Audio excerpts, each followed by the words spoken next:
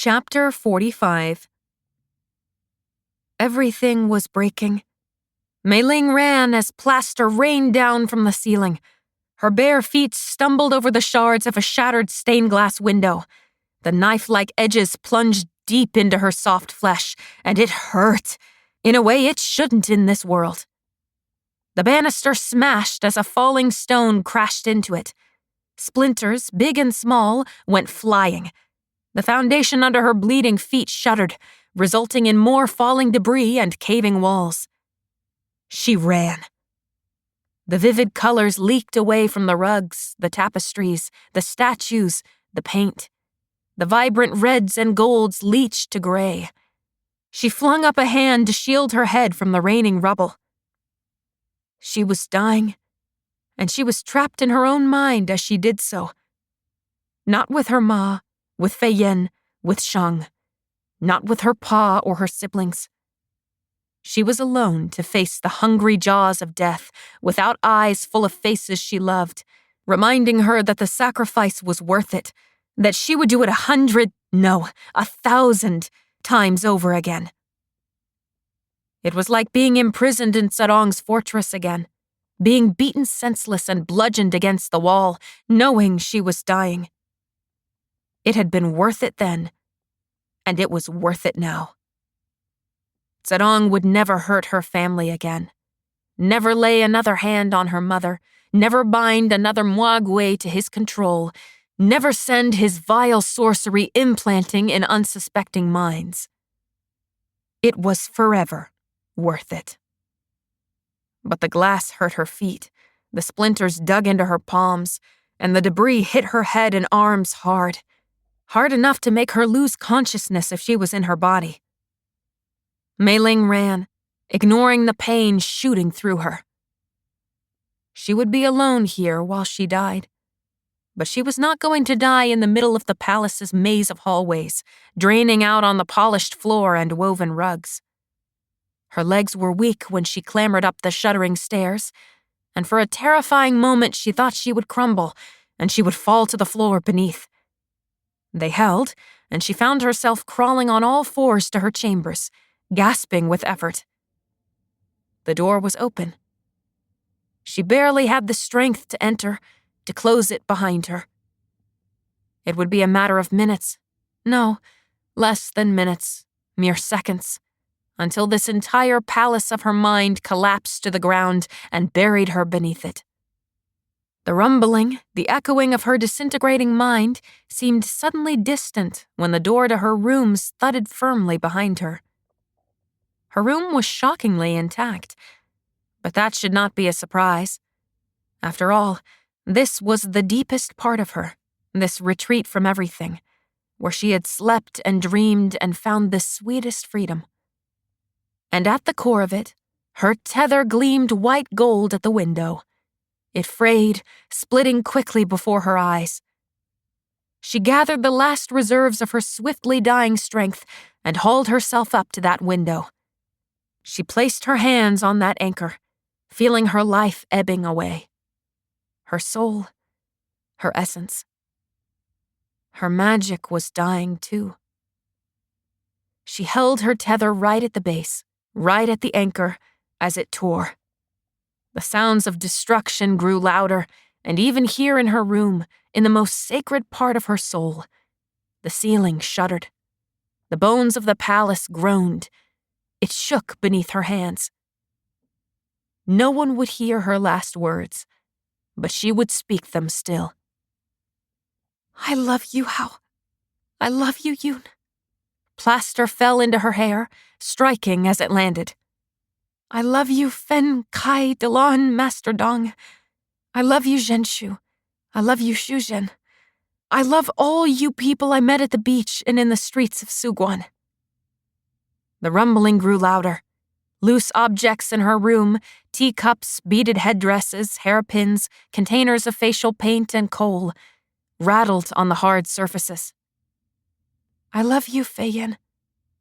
Meiling almost lost her grip on her tether as an earthquake sent her wardrobe falling and smashing into the floor, her bed sliding across the room. "I love you, Pa. I love you, Ma. A sharp, stabbing pain thrust into her heart and went raking through her, devouring her. It took every ounce of remaining strength, every shred of willpower, to hold on to that gleaming white gold tether, to suck her life dry to the dregs. I love you, Shang. She could barely force out the words around the pain, around the world breaking around her. But she'd done it. Now, she could die. A chunk of the ceiling fell onto her legs. She screamed as it broke bones and pinned her in place. Her room collapsed around her, onto her, but the pain started to fade, to grow more distant. With it, the noise dulled. Meiling gasped, and she knew her lungs would never fill again. Her grip faltered on her tether. She should just let it go. She should just let her fingers slip off that sputtering, fraying tether that would soon fully snap. She would just let go. Don't let go! A voice cried from all around. A girl's voice, broken with strain and frantic with pleading. Not yet! Don't let go! Don't give up! She did not have the strength to respond or to even draw another breath. She was being buried alive, suffocated. Any second now, the last fiber of her tether would snap, and that would be it. Don't you dare let go of your soul, Lu Meiling! Don't you dare! But she was so tired. Her lungs were empty, burning, and if she let go, she could be free from her pain. I know you're dying. I know you're ready to die, but we're not ready to lose you. I can't save you, Meiling, if you won't let me, if you won't fight as hard as I am. Your mother and father cannot lose you. Shangdi cannot lose you. The voice broke. I cannot lose you. Fight! Fight! Meiling couldn't fight. There was nothing left, nothing more to give. Every ounce of her soul was drained, and her fingers began sliding off her tether as that last fiber began. Fight, Meiling! Shang, Ma, Pa, Feiyan. All those names, all those people she loved so dearly. She saw each of their faces flash before her. And suddenly, it was like they stood around her. Perhaps they did. Reached through the rubble, grabbed her, lifted her. Meiling let out a cry and lurched upward, gripping her tether with both hands. It was enough. Honey warmth, glittering gold with threads of emerald, poured into her tether just at the last instant, saving that thread from snapping entirely. It was enough. It was enough. Meiling clung to her tether, clung to that warmth, and let oblivion wash over her. Chapter 46. The air was full of weeping, shouting, pleading. It smelled of salt and smoke and blood. It tasted paper dry. Warmth all around her, flowing into her, holding her, touching her. Her name. People were saying her name with familiar voices. Meiling's eyes were crusted over, and after a futile attempt at opening them, she left them closed. Listened, smelled, drew breath into her lungs that had burned so horridly only a minute ago. Meiling? It was a man's voice, deep and choked with emotion, with wild hope. Meiling? That voice repeated, this time louder and more insistent. Something tightened on her arms, around her shoulders. Meiling? Peeling open her eyes was the most difficult thing she had done in her entire life. They finally relented, finally gave way, and Meiling peered up into faces. Beyond them, stars glittered in a hazy night sky. Her eyes focused, and she found herself staring up at 3 faces: Shang, Fei-Yen, and Pa. She didn't know what happened next. It was too confusing, too overwhelming. Ma was there, and Fen showed up at some point. Even Zhenshu's head came into view once before disappearing. She was embraced, exclaimed over, and almost none of it registered. It was not until a pair of warm lips pressed into hers, gentle and edged in desperate relief, that her vision and mind cleared. That kiss chased away the fog, enough for her to bring up her hands and plant them against Shang's chest and shove him away. "Everyone is watching," she cried, her first words back from the dead. Fen snorted a laugh, and those other peering faces choked on their tears and smiled. But Shang drew her back into his arms again, perhaps having waited for her parents to finish, and his face was ragged, his eyes raw. "The whole world could be watching for all I care. Now stop fighting me and let me kiss you." At those words, she realized she didn't care either. She melted into his arms, into the warmth of home and love and goodness, and savored the kisses she had thought she lost. A loud smashing from outside broke into the little cocoon of safety. They were still under attack. Meiling got to her feet with Shang's aid, and everyone seemed to study her, as though expecting her to collapse at any moment. She frowned and said, "Fei-Yen is good at what she does. You don't have to worry so much about me." She cast a pointed glance at Shang. "I'm not going to go into shock." His black eyes glittered, but not in their usual way. They sheened over like he wasn't even listening to her words as he studied her face. Suppressing the urge to close the distance between them, cup his face, and comfort him with kisses, she turned away, looking for the one person who had inched away from the others. There. Fei-Yen sat on the ground, Xu Zhen's head pulled into her lap. His eyes were open, unseeing, and wide with pain. Empty. Slowly, Fei-Yen smoothed away the hair from his face and, with a shudder, closed those eyes. She trembled like a leaf swept up in a winter gale. Weak, drained to the bone. She rocked back and forth, holding him and not noticing his blood smearing on her. Meiling's tears coursed down her cheek as she sat next to her friend and wrapped her arm around her shoulders. Fei-Yen lowered her head, a dry sob racking her frame. She kept rocking, kept clutching the body in her arms. "I couldn't save you both," Fei-Yen choked, tears dribbling off her chin and onto his face. Meiling tightened her grip and, as if responding to the unspoken invitation, Fei-Yen leaned her head on Meiling's shoulder. "He loved you," Meiling whispered. Another broken sob. "I know." "He wasn't a coward." "I know." Meiling remembered the illusionist's beautiful, lethal mind. That mind that covered pain with beauty, that longed for a deeper purpose than this gritty, unforgiving reality. She leaned her head onto Fei-Yen's, and together they mourned, even as Ma stepped toward Zedong's body, only to turn away once more. Ma's frame shook with grief, with fury, and Pa stepped to her side and wrapped her up in his arms. Maybe at long last, she could find peace from the old friend turned enemy who had haunted her for over 2 decades. Fei-Yen leaned down and pressed a trembling, dry-lipped kiss on Xu Zhen's brow.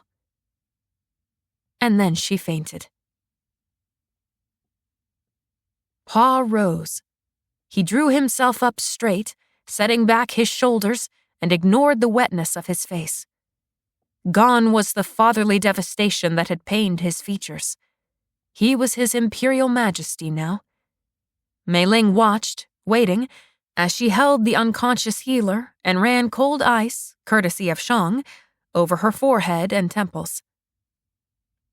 "Tang Shang Di," he rumbled. Shang's bow was stiff and quivering, but regal and princely nonetheless. Majesty, I charge you to assemble the survivors and lead the defense against the invading barbarians at our gates. They are weakened without Sarong, but keep your wits about you. Take him too. Pa waved a hand at Zhenshu, who stood just inside the double doors with a blood-stained broadsword in each hand.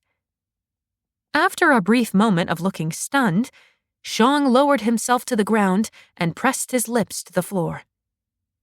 It is my honor. You? Pa said toward Shang, and then pointed at Fen and Meiling.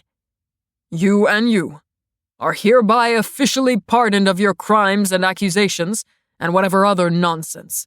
So help me, I will personally raise this city if anyone dares challenge me. And if what's left of the council after tonight gives me trouble, I'll show them trouble.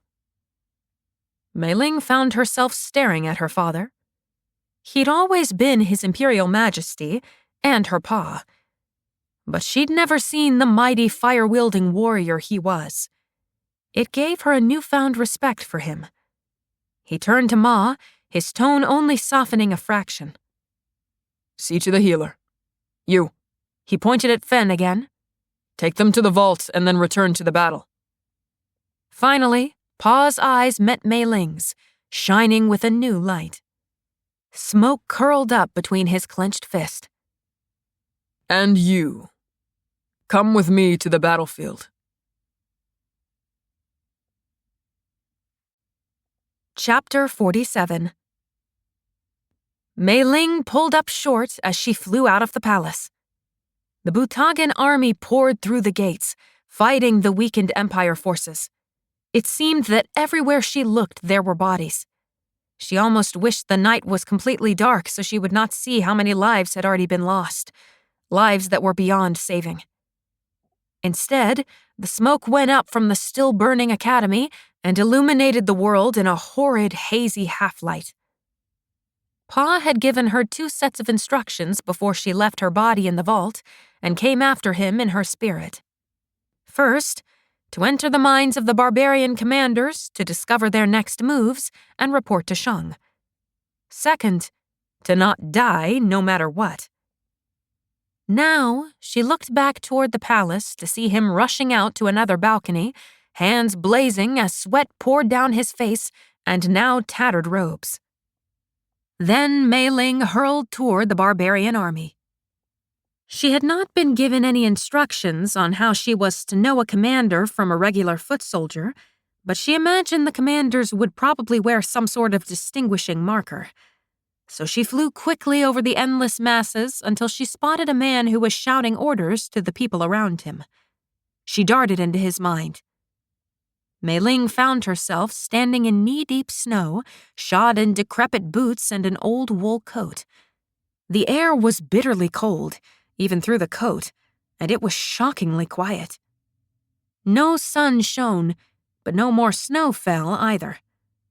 It was a silent world, the world after a blizzard, with snowdrifts and heavy-laden trees. Not a single footprint was visible in the snow. A barrage of loud, tense thoughts and the sounds of battle from outside ruptured the silence. She heard their language, recognized it as the same language the guards had spoken in Sarong's fortress, but as she listened, it reshaped in her mind so she could understand it. The left flank needs reinforcement. Vanguard is breaking formation because of those festering gates. As soon as the idea came into his head, the commander was shouting aloud to someone, See if you can rally any of Feng's brigands or Muagui to take down this gate. Meiling fought the urge to immediately leave and find Shang. Instead, she snapped her eyes shut and reached out for the memory threads. Then she ran along them, hunting for his tether so she could find his plans. The memories flashing into her mind were bleak, full of winter cold and enmity toward their southern neighbors, the empire that had thrust them northward against their will. She saw him marrying a wife he had never met before, saw him losing both her and their first son to childbirth. There was him remarrying, hunting late at night to find anything for his family to eat. And there was his anxiety that he would lose his second wife and children, too. She found the hope that Sarong had instilled in their hearts, of better days and greener pastures, of sunshine and warm breezes. Meiling hadn't been the only soul he'd sought to manipulate for his own purpose. Meiling stopped suddenly, the memories of the commander's life still flickering around her. She should keep going, should find all the information she could to give to Shang. But... "Hello, Commander," she said aloud.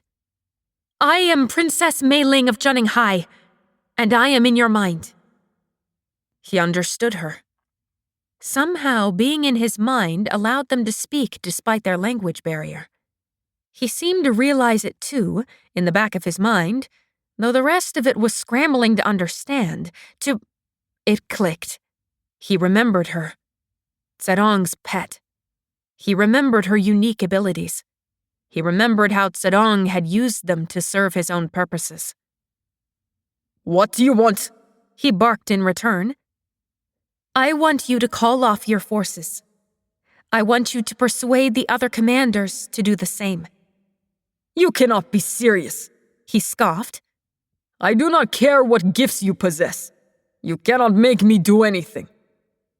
She sighed. She hadn't expected it to be as simple as batting her eyelashes and asking sweetly. But there had been enough bloodshed tonight, and she did not want this commander to die any more than she wanted her own people to die. She would do what she had to do.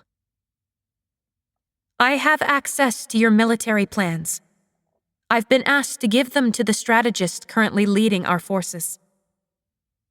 The sounds of the outside world quieted as a solid pit of dread fell into the commander's stomach. Almost immediately, however, his mind began rationalizing how they could still win. After all, they had the element of surprise.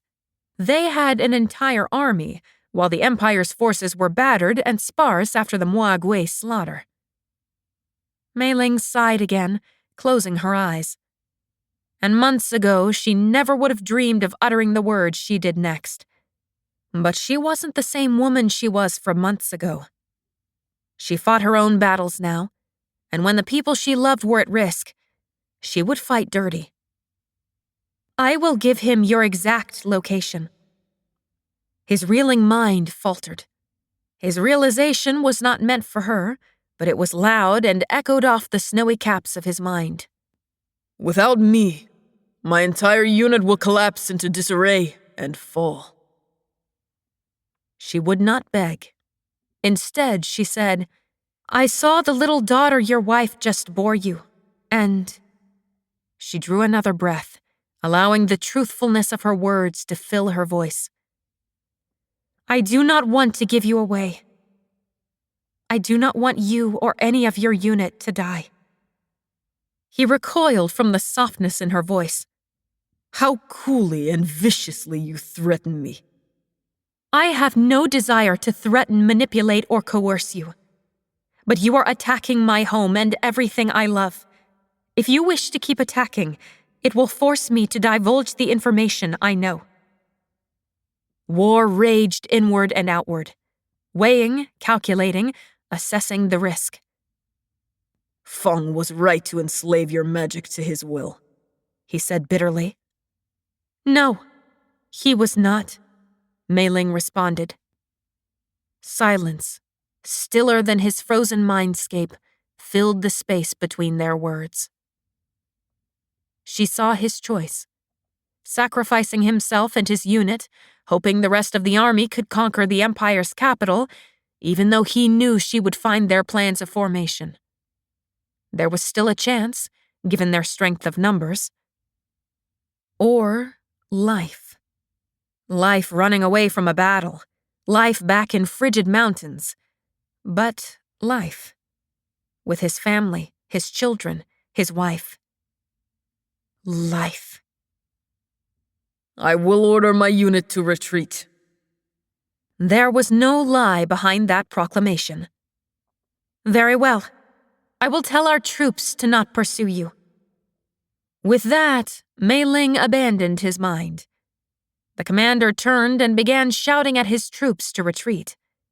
She did not stay to watch, but instead scoured the darkness for that brilliant blue-white glow, flying around her father's fire as he annihilated men by the 10s, 50s, and 100s.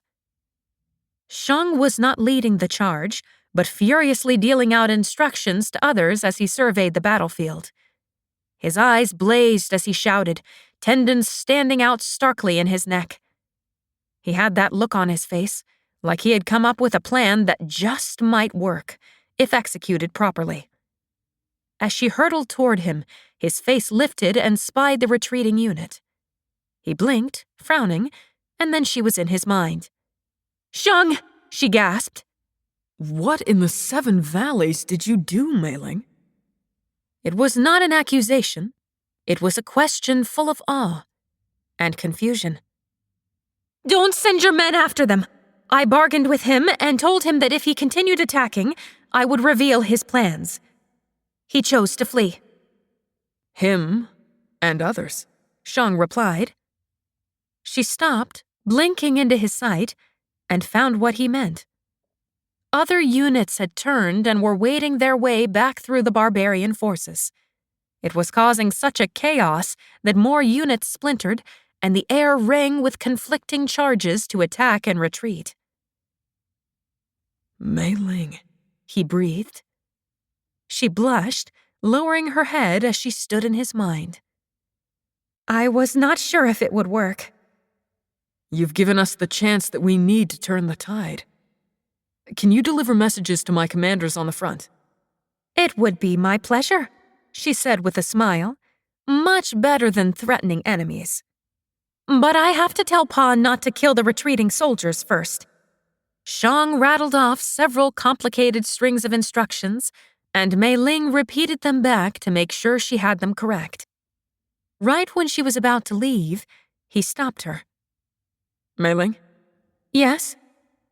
Don't let anyone ever tell you again that you don't have battle magic. She grinned and flew off.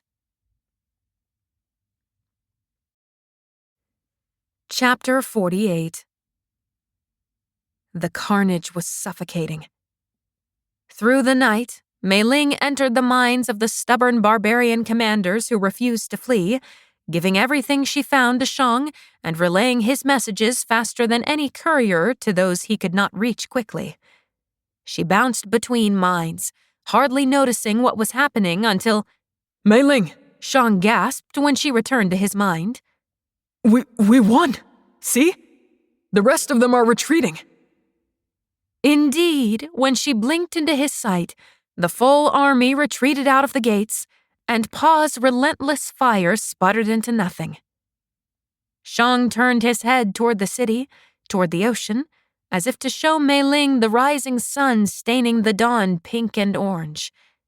He sighed, running a hand through the mess of his hair.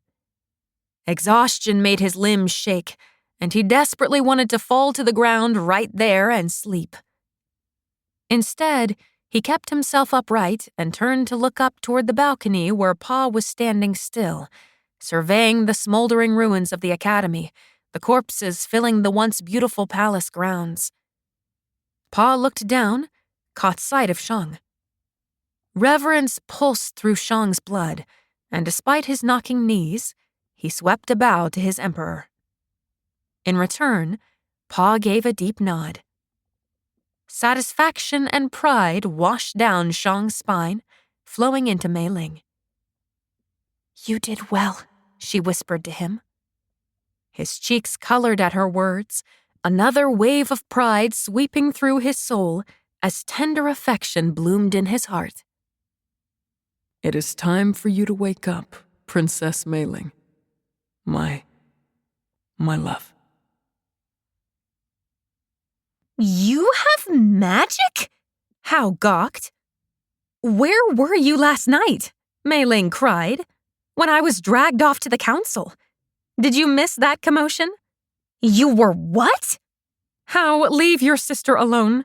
She's had a very long night, Ma scolded, looking probably the worst Meiling had ever seen her, but there was no mistaking the relief on her face. "You hid her magic from me?" Hao demanded, turning on Ma. That fierceness flooded her eyes, and she sat back in the vault, fixing a glare on their mother. "Hush, my vicious warrior," Ma said, pressing a finger to Hao's lips. "Be glad you know now, because you were never intended to know." Hao continued glowering, but Mei Ling clambered to her unsteady feet when people started filing out of the vault, exposing a sleeping figure on the other side. She hurried through the dissipating throng until she reached Fei Yan's side. Fei Yan lay on her side, a few strands of hair falling into her face. Her green robes were torn, bloodied, and there was a bandage on her leg. Dirt crusted her face, and circles lined her eyes. Her lips were parted, and soft exhales brushed Mei Ling's hand when she held it against her mouth, just to reassure her thudding heart that her friend was still alive. "Thank you," Mei Ling whispered, brushing aside that fallen hair. "Thank you for being the best friend I have ever had, and one of the best people I've ever known. You give of yourself until there's nothing left. I hope I can help you find rest." This would be the next good she would do for Jianninghai. She would discover a way to give Fei Yan the rest she needed so she could continue her work for many, many years to come. "Sleep, my friend," she whispered, and rose. Ma was watching her, tears gleaming in her weary face. For a long moment, they stared at each other. The air between them was heavy with years of hurt and misunderstanding, with Zerong's life and lies, with the death and almost death of this night. Then they were running until there was no space between them, and they embraced each other. They could apologize, they could murmur promises of no more secrets, could say how relieved they were that the other was still alive. There was so much they could say. But Mei Ling shoved all those things aside and simply whispered, "I love you, Ma." Ma gasped on a choking sob and clutched her closer. "I love you too, Mei, my dove." After several minutes, a sudden thought seemed to hit Ma and Mei Ling at the same time. They jerked back, staring wide-eyed at each other. "Where's Yun?" Mei Ling breathed. They turned and broke into a run, careening out of the vault. Mei Ling's legs ached as she ran up the stairs, but she didn't care. Her heart skipped ahead several beats, her lungs heaving, and cold dread sliding down her back. "He must be alive. He must be alive. He must.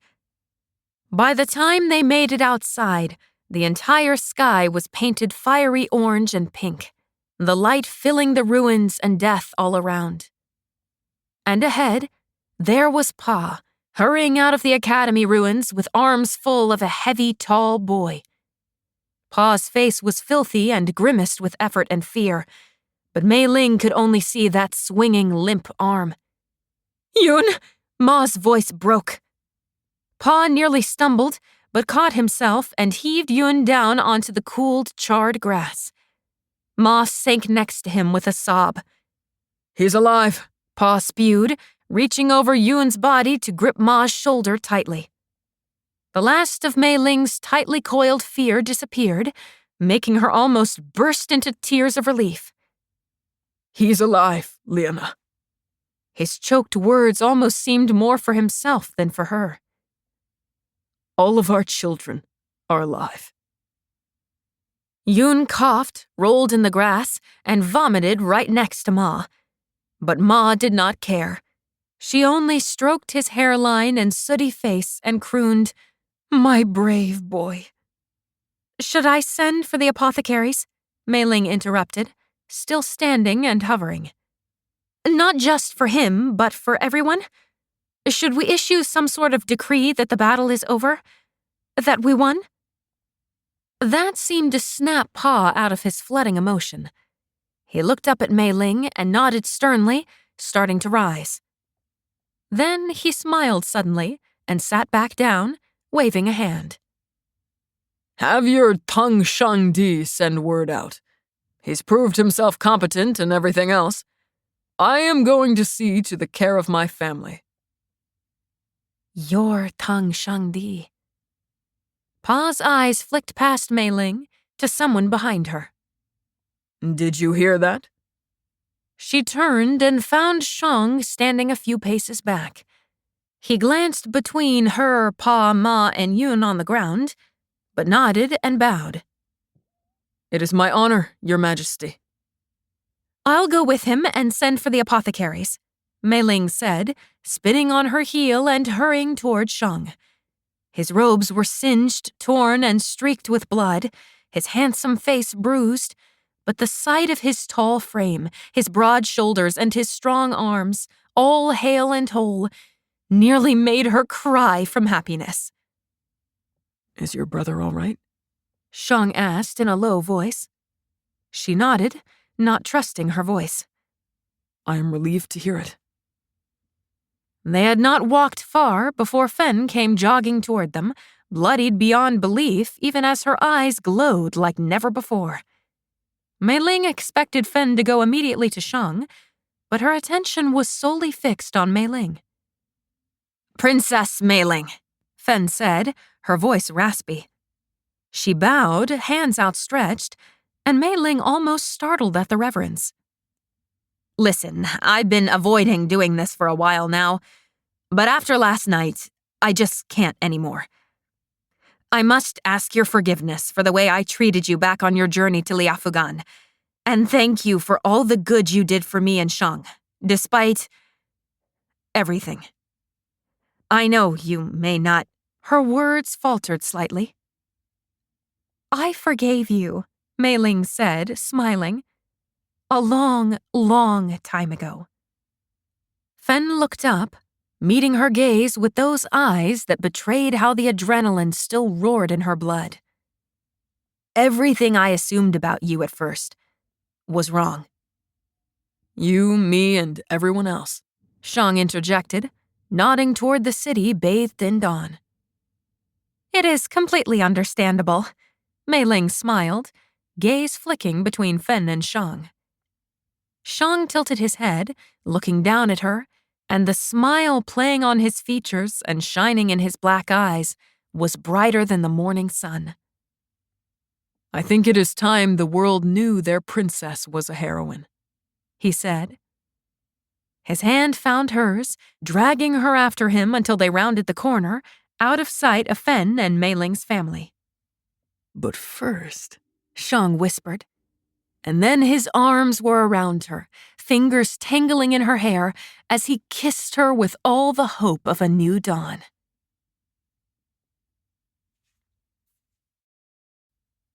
Epilogue.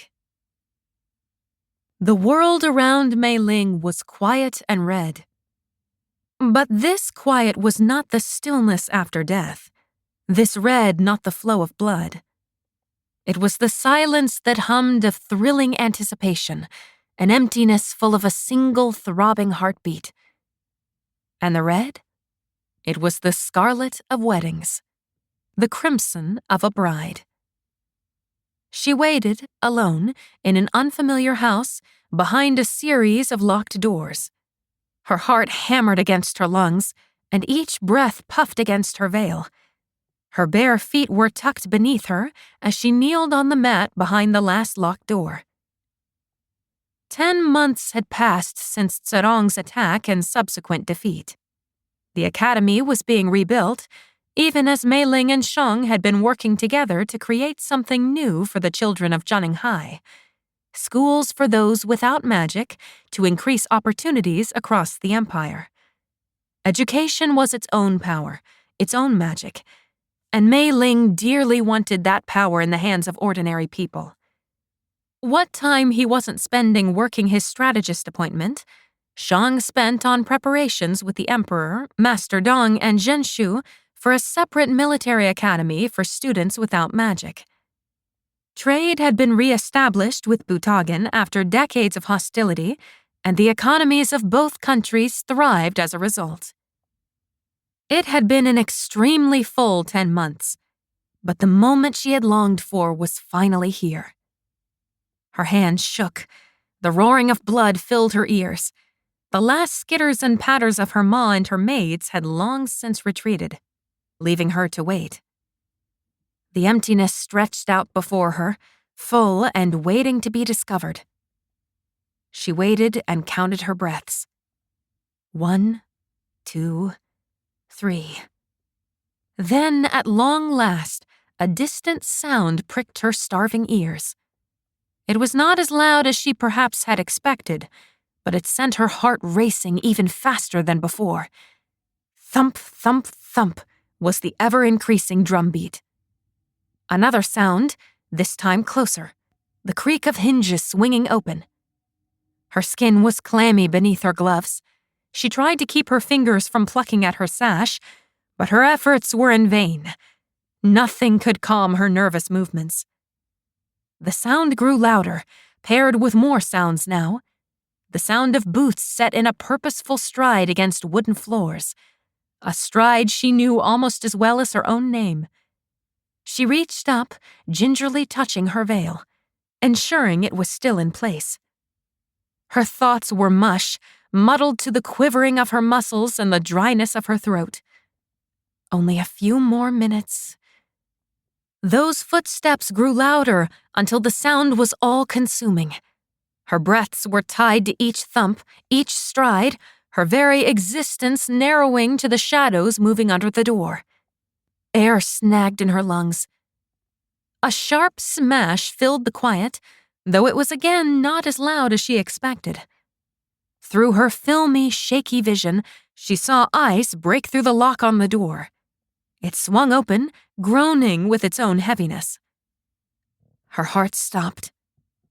There, standing in the doorway and silhouetted against the hallway behind him, dressed in his wedding raiment, tall and majestic, was Tang Shangdi. Shang. Her bridegroom. Though her veil prevented her from seeing clearly, she would recognize his form, his stance, anywhere. She could tell those glittering black eyes from a li away, and even the gauzy red fabric could not conceal his thick swallow, his parting lips. Meiling. His low, soft voice reached out to her across the space between them. Even her hands had stilled their fidgeting, her mouth open to speak. No words would come. She simply stared from where she kneeled on her mat in the center of this unfamiliar room and this unfamiliar house used solely for this purpose. The bridegroom's fetching of his bride.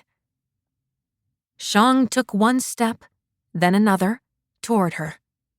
She lifted her eyes to his as he came closer, her neck craning backward. Shang, she breathed. He reached her, kneeled before her. He paused, as though suddenly hesitant. Then, moving deliberately, he reached for the edge of her veil. "You cannot remove my veil yet," Meiling cried suddenly, swatting his hands away. At this, he smiled. What if I promise to put it back? Somehow, his gentle teasing was enough to make her throat go dry again. This time, when he reached for her veil, she had no will to protest. One moment, the world was swathed in crimson film. The next, she stared into Shang's dark eyes. She saw clearly now what she couldn't see before. His own hand shook like hers, his jaw clenching and relaxing in turns, and his two bright eyes glowed with a well of unshed tears, even as he smiled so gently. His gaze was liquid with a plethora of emotions, thoughts, longings. Her lips parted at the sight, her lungs seizing up within her. How she had ever thought a soul as deep as his to be stoic, she didn't know. Shang, she reached out to him, to the hands that still held her veil away from her face. Shang? His eyes closed just as a tear slipped free, just as his arms wrapped around her and his lips found hers. That tear slid and landed on the apple of her cheek. Another kiss of its own. I never thought, he said as he pulled back, his shuddering breath caressing her face as he leaned his forehead against hers. I never thought this day would be ours. I dreamed and hoped, but I never truly believed. You never believed what? She whispered. He kissed her again, slowly, gently, ignoring Junninghai customs. Kisses that promised thousands more over the course of a lifetime. When he spoke, his voice was an octave lower. I never believed you would truly be mine. Meiling stared up at him, at his heart bared in his eyes. Never in her wildest dreams would she have thought that all those months ago, when Tang Shangdi had led her out of the West Gate, that this was where they would be now. I love you, Shang, she said. They were the truest words she'd ever spoken. He pressed one last kiss to her brow, a jubilant smile spreading across his face. There was a peace in his gaze, as though the striving and searching had finally come to an end. As though they'd both been searching for home all their lives, only to find it staring out of the eyes of the other. Shang sat backward on his heels, pulling away from her, and reached down to something he'd set next to his knee. She followed the movements of his hand and let out a surprised, "Oh, you found them already." He held up her slippers, a wry little grin playing on his features. You were the one to hide them, weren't you? Me? She feigned surprise.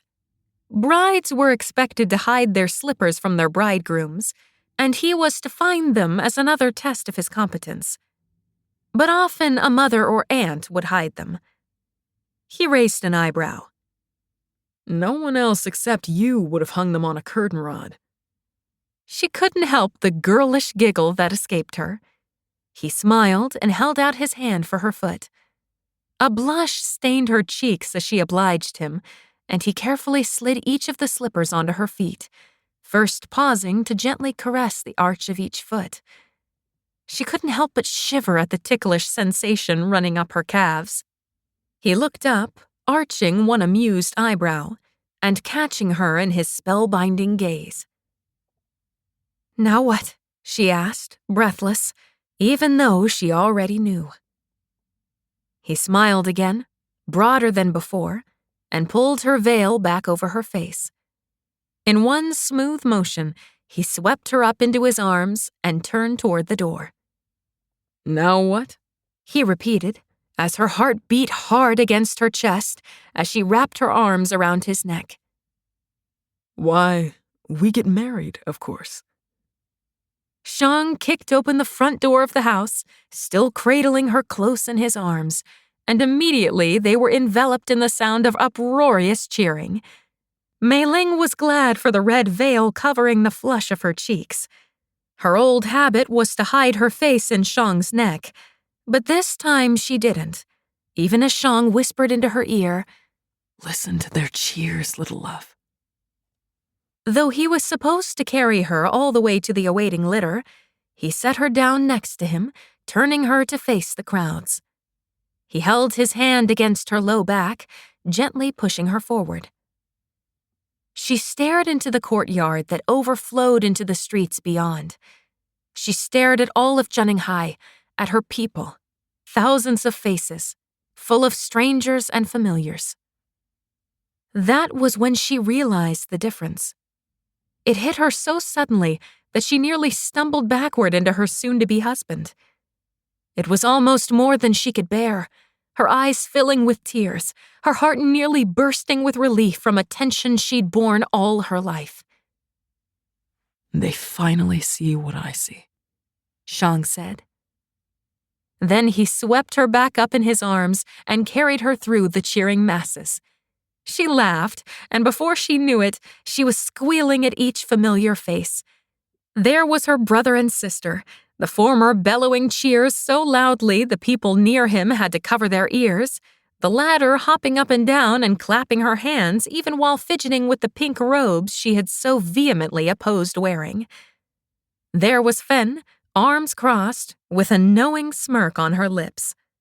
Fei Yan whooped at her side while Zhen Shu clapped Shang on the back with a broad grin when they passed. A little further, and there was Liane Dalan smiling with a beautiful woman on one arm, 3 young girls hanging from the other. Beside him was Shi Kai, bending down to kiss the girl he'd married only a few weeks ago, a lovely girl named Sun Aranya, technically now Shi Aranya, that Mei Ling was thrilled to get to know better in the coming years. Waiting for them at the litter with proud, beaming smiles, looking younger, freer, and happier than they had in years, were Emperor Niansu and Queen Liana. Mei Ling caught Ma's hand and squeezed it just before Shang swung her into the litter. He hesitated, and then threw ceremony and custom aside as he climbed into the litter beside her. "What are you doing?" Mei Ling demanded, laughing, as he drew the curtains shut, closing them in a little oasis of velvet, gold, and silk. "Making every moment count," he murmured back, and kissed her all the way home. Shang had been planning his wedding gift to Mei Ling for months. When he told her he had a surprise for her and escorted her out of the palace on horseback, she was absolutely convinced he was taking her for a stroll on the beach. So when he took her to the harbor and led her aboard a ship, she was so stunned she could hardly speak. And then she was squealing with excitement and begging to know where he was taking her. He only grinned and told her she was welcome to guess. At that point, it was obvious. "The Southern Isles?" Mei Ling gasped, and then ran to the bow as if she could see the isles from there as they were casting off. Shang only laughed and shrugged. As it turned out, Shang found he didn't care much for the tropical heat of their destination. It was a good thing he had a beautiful wife, whose radiating happiness was worth every drop of sweat. And radiate she did. He rowed her out to coral reefs so she could nearly lose her mind with how beautiful the multicolored fish were.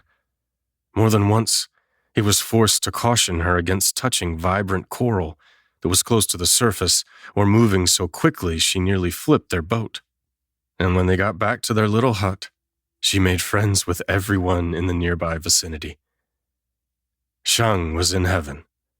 At this moment, he was sprawled in a hammock near the edge of the water, watching Mei Ling play some horrible game with the local children that involved one person dumping a bucket of ocean water on every 9th person in the circle. They sang some rhyme as the person with the bucket marched around the edge of the circle. Shang's lip quirked when he realized Mei Ling was going to get dunked next. Sure enough, the child reached the end of the rhyme right behind her, and Mei Ling let out a squeal when the water drenched her from head to toe. He couldn't help but chuckle as she peeled her wet hair back from her face and got to her feet. She'd finally gained back the weight she'd lost during the hardship of Fang Zedong, and it pleased him very much to look at her. He wasn't expecting Mei Ling to come running straight for his hammock. She clearly had one of 2 diabolical plans she intended to enact. Either she wanted to hug his dry self while she was dripping wet, or she intended to drag him into the horrible game. "Come play with us," Mei Ling cried when she reached him and flung herself halfway into the hammock. Her wet hair smacked him right in the face. Both plans, it seemed. "But I'm so very content to watch you and your friends throw buckets of water on each other," said Shang, not at all minding a wet hug. "I miss you, though," replied Mei Ling, pouting. He smiled. "I'm right here." "It's too far away. Come on. The children are hilarious, and the water feels very good." She could ask for the moon with that face, and he'd endeavor to give it to her. But that was the thing with Mei Ling. She asked for so little. How could he not find every delight in granting any request she made? So Shang swung his legs out of the hammock, smirking when she squealed and popped up on her toes to kiss him firmly on the mouth. Then he left his wonderful shade and braved the unforgiving sun. Of course, when Meiling retrieved the bucket and filled it with seawater, she pointed to where Shang could sit in the circle, the 9th spot. The children began chanting their sing-song rhyme as Meiling walked around the circle as though she wasn't sure where the bucket was going to land. The children laughed uproariously when Shang squeezed his eyes shut with a sigh and let Meiling dump her sloshing bucket right on top of him.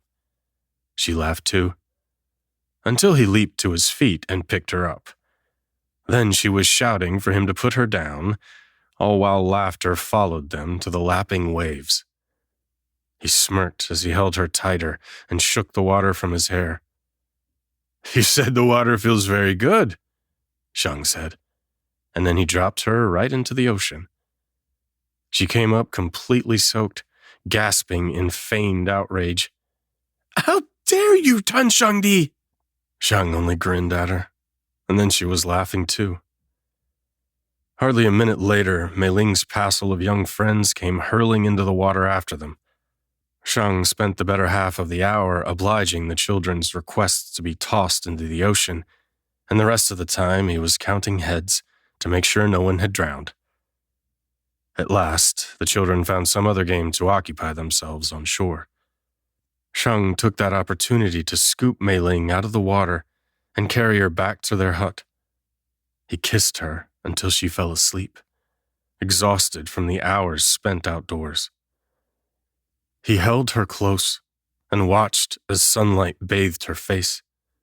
Somehow he knew her spirit hadn't flown away when she slept.